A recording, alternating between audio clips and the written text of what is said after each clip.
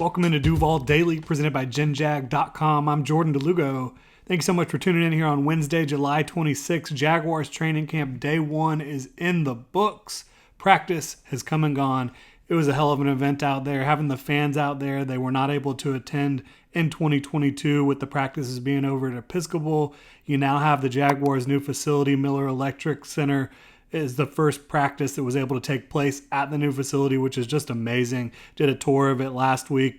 Shared a short video on that if you want to go check it out. But unbelievable facility. The fans, they have shade now. They have big-ass fans above them to keep them cool. It was a packed house. You heard a lot of Duvals, some coordinated Duvals from the fans as well. So that was cool for the fans to be able to be out there and to feed off the energy from the team, and the team to be able to feed off the energy from the fans. I think that is something that was definitely missing in 2022 at practice. But no pads, no real contact here in the early days of training camp before they get the pads on. But helmets, practice jerseys, shorts, that's what you saw today. Not a day that you're going to glean a ton of football knowledge from when it comes to what you see out there on the field.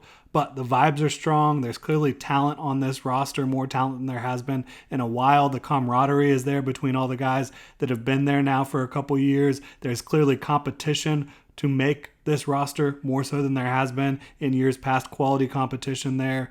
No visible injuries on day one of training camp, which is always huge. That's one of the biggest things you're going to look for in any practice. You just want to be able to stay healthy, and the Jaguars appeared to do that today.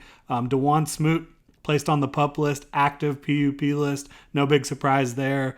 Ben Barch, we already knew he was on the PUP list. Smoot dealing with the Achilles injury suffered in December. Barch with the knee that he injured in week 5 of 2022. Both of those guys on the active PUP list. Doug Peterson before practice said they're hoping to get Ben Barch going for... Doug Peterson said before practice they're hoping to get Ben Barch going full go a little bit later on in training camp, kind of how they had with James Robinson last year. We've heard expectations via John Shipley that DeJuan Smoot is expected to be ready in October at some point.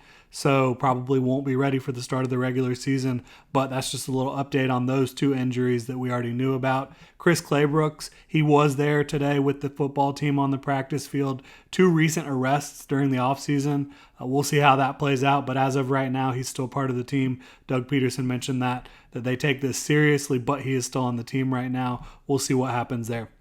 Also, Doug talked about K'Lavon Chaisson, about the edge group. He says K'Lavon Chaisson is edge 3 right now for the Jaguars. So you've got Josh Allen and Trayvon Walker, obviously. There's been some debate amongst fans, like who is going to be edge 3. As of right now, it's K'Lavon Chaisson's job to lose. Obviously, there's Yasir Abdullah, who the Jaguars drafted. There's Jordan Smith as well, coming off the knee injury that he suffered last year during minicamp. There's also a couple other guys, Deshaun Dixon, some other talent that could be competing for that role. But right now, it's K'Lavon Chaisson's job to lose. And going into year 2 in this system, I would expect K'Lavon Chaisson to have the best year of his career. This is going to be the first time in his young career that he will have the same head coach, the same defensive coordinator in consecutive years. So we'll see how K'Lavon Chaisson's able to play in 2023, obviously.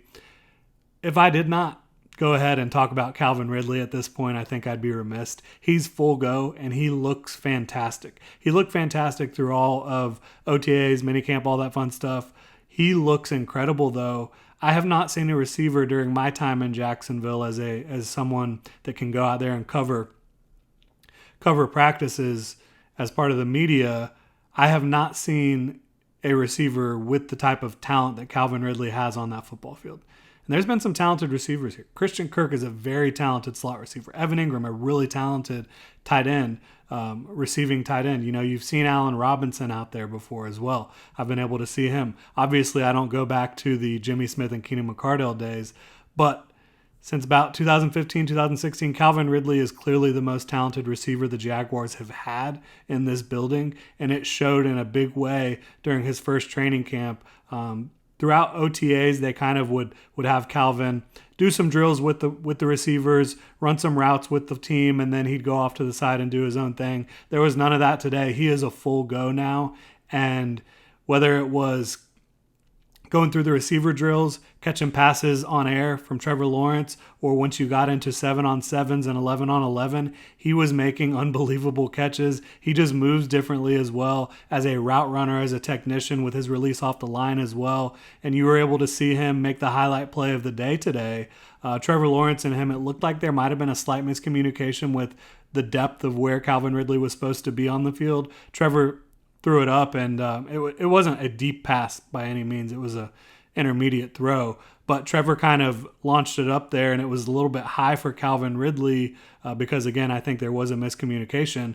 But Ridley was able to go up, extend for the football, and come down with it, a really acrobatic toe-tapping catch on the sideline. It was a thing of beauty. And you've seen Calvin Ridley make highlight play after highlight play after highlight play. And you go back to his Atlanta tape, it's all there.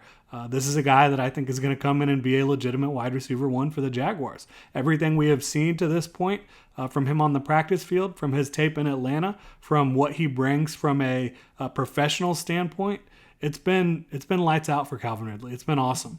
And Trevor Lawrence, speaking of the quarterback that's going to be throwing the football to Calvin Ridley, he has command of this offense, has command of this football team. When you look at the numbers for him from today, he was 7 of 11 during the team portion of practice, 7-on-7 and 11-on-11 there, 7 of 11 throwing the ball. The first one, ETN couldn't hang on one. It was a little low, but certainly a catchable ball. He was kind of going to the ground trying to bring it in, could not hold on to it. But Trevor was able to hit Luke Farrell short. He then tried to test Tyson Campbell, which did not go well. Bad decision, a near pick by Tyson, who made a great break on the ball. That's a guy who last year in training camp, Trevor Lawrence did not throw his way a ton. I think you're going to see that again this year, but iron sharpens iron. You're going to see Trevor Lawrence and Calvin Ridley trying to test Tyson Campbell and vice versa, and I think that's going to make that whole group stronger there. You saw a few short passes to Evan Ingram, which was great. The fans got really excited to see Evan Ingram back out on the field after the kind of contract situation that happened this offseason. Again, you saw Calvin Ridley go up and extend for the ball. You saw Trevor Lawrence able to hit Tim Jones deep, which was good. I thought Tim Jones had a really good day. He had a would-be sack on Trevor Lawrence from Josh Allen. Trevor was rolling out. Josh Allen was right there. And then they continued to play on because they don't stop at this point because obviously there's no contact. Trevor threw an incomplete to Zay Jones on that one, but Josh Allen would have had the sack. Couple more completed to Calvin Ridley, and that's about it for what you saw from Trevor Lawrence in the team portion of practice. But he just looks like he has, like I said, command of the offense, confidence. He is the leader of this football team, and I think that's going to show throughout the rest of training camp and into the 2023 season for the Jacksonville Jaguars. Christian Kirk, Evan Ingram, they looked really good. They're ready to go. They're going to really complement, I think, what you have in Calvin Ridley really well and continue that chemistry. Zay Jones looked sharp as well. Parker Washington, someone that doesn't get all the attention in the world as a day 3 pick, but he looked really good moving out there, catching the ball, really reliable hands. He showed that at Penn State as well. He was able to catch some punts. He's going to definitely be a valuable member of the special teams unit as a backup to Jamal Agnew in that regard. I think for me, he was such a steal. Like I've said it on this channel, I think he should have been a late day 2 pick. I think he had the injury where he wasn't really able to participate in a lot of the pre-draft lead up, and he's not a guy that has the fastest 40-yard dash, even though he didn't run the 40, but he doesn't look like he's the speediest guy. He's not the biggest guy in terms of height and length, but he is a hell of a player. And I think Parker Washington is going to stick around in Jacksonville for a long time. I mentioned Tyson Campbell playing an extremely high level. You saw Kevin Austin with a catch in 7-on-7. You didn't see him let the ball hit the ground today. Obviously a good sign for the undrafted free agent in 2022. You saw Kendrick Pryor make a couple catches as well. Tank Bigsby, he showed off his hands. I think we'll see how this continues to play out. But I think Tank Bigsby has better hands than Travis Etienne. And so I wonder if at some point in the season, if Tank Bigsby will get more of a pass-catching role than Travis Etienne. They obviously also have JaMychal Hasty, who's kind of that scat back, third down back type prototype. So that might not even end up being relevant because you might just see Jermichael Hasty getting a lot of that stuff, but we'll see how that plays out. Tank Bigsby looks really good though, and Travis Etienne, he looks great in his own right. I just don't think that he has as natural of hands as Tank Bigsby. Something to keep an eye on. Josh Peterson, Doug Peterson's son, he had a couple grabs today.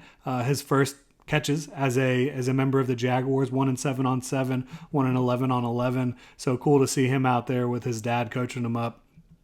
I thought Tim Jones had a really strong day.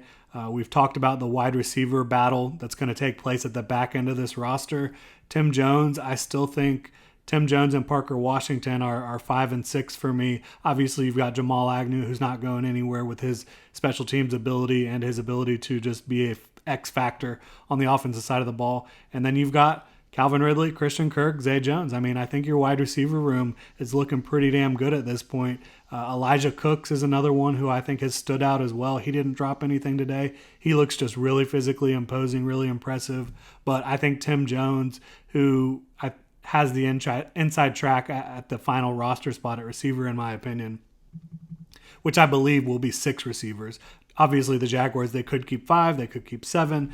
It's not locked in that they have to keep 6, but teams usually keep 6. The Jaguars kept 6 last year. I expect Tim Jones and Parker Washington to be 5 and 6 for them. The Jaguars' offensive line, a little interesting thing that we saw here today. I think John Shipley pointed it out.